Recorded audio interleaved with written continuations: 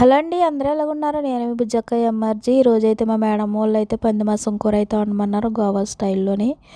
గోవా వాళ్ళు ఎక్కువ పంది మాసం అయితే తింటారు. వీళ్ళు వారానికి 2-3 సార్లు అయితే మా మేడం పంది మాసం తెస్తుంది. నేను తినకపోయినా వాళ్ళ కోసం అయితే వండాలి.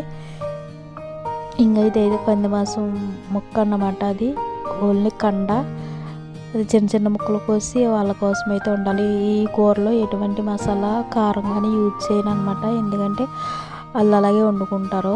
ఎక్కువ మసాలా వేయరు, కారం వేయరు, పసుపు వేయరు.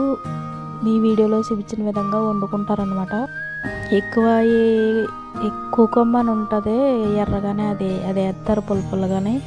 మనకి ఇది వాకాయలు ఉంటాయి చూడండి, ఎర్రగానే ఆ టైప్లో ఉంటాయి. ఈ ఎండబెట్టేసి పుల్లగా ఉంటాయి, చాలా పుల్లగా ఉంటాయి అనమాట. అవి యూజ్ చేసుకుంటారు. ఈ ఓన్లీ 2 ఉల్లిపాయలు, 4 పచ్చిమిరకాయలు, అల్లము, ఎల్లుల్లిపాయలు, తర్వాత వచ్చేసి ఎండుమిరపకాయలు అండి. ఎండుమిరపకాయలు, ఇంకో కుకమ్మ ఉంటుంది. నేను ఇందాక చెప్పాను కదా, కుకమ్మ ఎర్రగా ఉంటుంది. ఇప్పుడు వేతనం చూడండి, అయ్యే కుకమ్మ ఉంటాయి. పుల్లపు చిచ్చులా ఉంటాయి అనమాట. మామిడికాయ కన్నా ఎక్కువ పుల్లగా ఉంటాయి, అవి వేసుకుంటారు. తర్వాత ఇవి కావాల్సిన సామాన్లు ఓన్లీ ఇవే అన్నమాట. ఇంకా ఏమి వేసుకోరు, మసాలా కానీ ఇంకేమి వేయరు. జస్ట్ కొంచెం ఆయిల్ వేసుకున్నా వేసుకోకపోయినా ఆయిల్ పర్వాలేదు.